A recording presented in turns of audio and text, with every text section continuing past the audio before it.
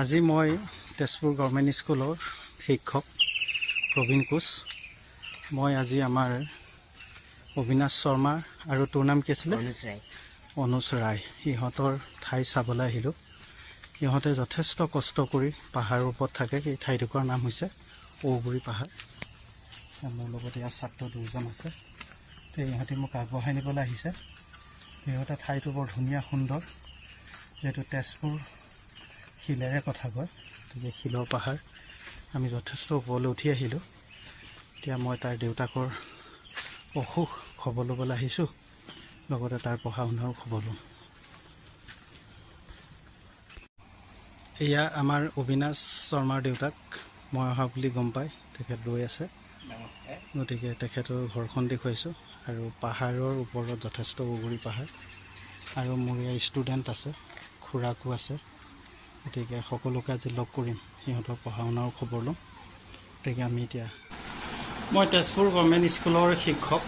আজি মোৰ এজন প্ৰিয় ছাত্ৰ অবিনাশ শৰ্মা, তেওঁৰ দেউতাকৰ অসুখ আৰু লগতে তাৰো পঢ়া শুনা খবৰ ল'ম বুলি ঔগুৰি পাহাৰ তেজপুৰৰ যথেষ্ট ওখ ঠাই, তালৈ আহিলোঁ আৰু তেখেতলোকক লগ কৰিম বুলি আহিছোঁ।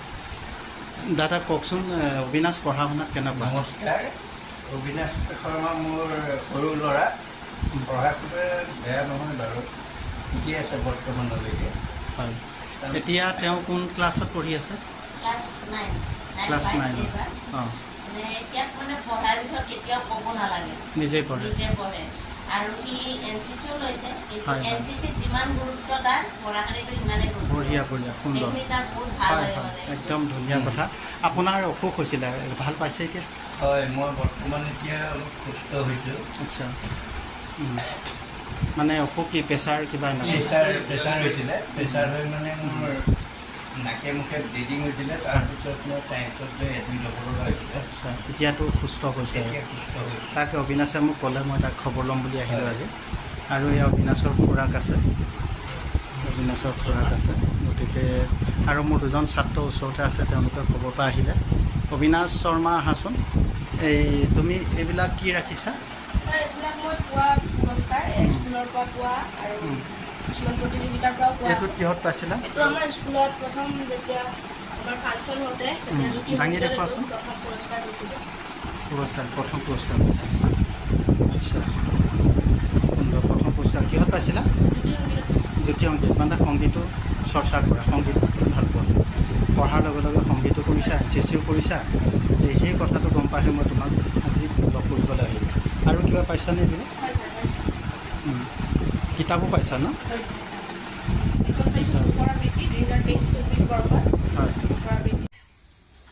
আজি মই তেজপুৰ গভৰ্ণমেণ্ট স্কুলৰ শিক্ষক প্ৰবীণ কোচ। মই আজি আমাৰ অবিনাশ শৰ্মা আৰু তোৰ নাম কি আছিলে? অনুজ ৰায়। ইহঁতৰ ঠাই চাবলৈ আহিলোঁ। ইহঁতে যথেষ্ট কষ্ট কৰি পাহাৰৰ ওপৰত থাকে। এই ঠাইটুকুৰাৰ নাম হৈছে ঔগুৰি পাহাৰ। মোৰ লগত ইয়াৰ ছাত্ৰ দুজন আছে। ইহঁতে মোক আগবঢ়াই নিবলৈ আহিছে। সিহঁতে ঠাইটো বৰ ধুনীয়া সুন্দৰ, যিহেতু তেজপুৰ শিলেৰে কথা কয়, গতিকে শিলৰ পাহাৰ। আমি যথেষ্ট ওপৰলৈ উঠি আহিলোঁ। এতিয়া মই তাৰ দেউতাকৰ অসুখ খবৰ ল'বলৈ আহিছোঁ, লগতে তাৰ পঢ়া শুনাৰো খবৰ ল'ম। এয়া আমাৰ অবিনাশ শৰ্মাৰ দেউতাক। মই অহা বুলি গম পাই তেখেত ৰৈ আছে, গতিকে তেখেতৰ ঘৰখন দেখুৱাইছোঁ। আৰু পাহাৰৰ ওপৰত যথেষ্ট ঔগুৰি পাহাৰ, আৰু মোৰ ইয়াৰ ষ্টুডেণ্ট আছে, খুৰাকো আছে। গতিকে সকলোকে আজি লগ কৰিম, সিহঁতৰ পঢ়া শুনাৰো খবৰ ল'ম। গতিকে আমি এতিয়া মই তেজপুৰ গভৰ্ণমেণ্ট স্কুলৰ শিক্ষক। আজি মোৰ এজন প্ৰিয় ছাত্ৰ অবিনাশ শৰ্মা, তেওঁৰ দেউতাকৰ অসুখ আৰু লগতে তাৰো পঢ়া শুনা খবৰ ল'ম বুলি ঔগুৰি পাহাৰ তেজপুৰৰ যথেষ্ট ওখ ঠাই, তালৈ আহিলোঁ আৰু তেখেতলোকক লগ কৰিম বুলি আহিছোঁ। দাদা কওকচোন, অবিনাশ পঢ়া শুনাত কেনেকুৱা? নমস্কাৰ। অবিনাশ শৰ্মা মোৰ সৰু ল'ৰা। পঢ়া শুনা বেয়া নহয় বাৰু, ঠিকেই আছে বৰ্তমানলৈকে। হয়, এতিয়া তেওঁ কোন ক্লাছত পঢ়ি আছে? ক্লাছ 9।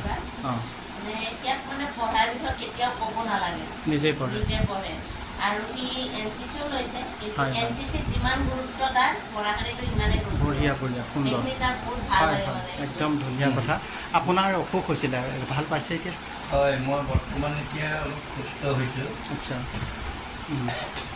মানে অসুখ কি প্ৰেছাৰ কিবা এনেকুৱা? প্ৰেছাৰ হৈছিলে। প্ৰেছাৰ হৈ মানে মোৰ নাকে মুখে ব্লিডিং হৈছিলে। তাৰপিছত মই টাইমছত গৈ এডমিট হ'ব লগা হৈছিলে। আচ্ছা এতিয়াতো সুস্থ হৈছে আৰু এতিয়া সুস্থ হৈছোঁ। তাকে অবিনাশে মোক ক'লে, মই তাক খবৰ ল'ম বুলি আহিলোঁ আজি।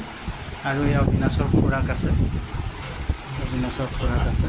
গতিকে আৰু মোৰ দুজন ছাত্ৰ ওচৰতে আছে, তেওঁলোকে খবৰ পৰা আহিলে। অবিনাশ শৰ্মা আহাচোন। এই তুমি এইবিলাক কি ৰাখিছা? ছাৰ এইবিলাক মই পোৱা পুৰস্কাৰ স্কুলৰ পৰা পোৱা আৰু কিছুমান প্ৰতিযোগিতাৰ পৰাও পোৱা এইটোত আছে। কিহত পাইছিলা? এইটো আমাৰ স্কুলত প্ৰথম যেতিয়া আমাৰ ফাংচন হওঁতে তেতিয়া জ্যোতি দাঙি সংগীতত দেখুৱাচোন। এইটো প্ৰথম পুৰস্কাৰ হৈছিলে।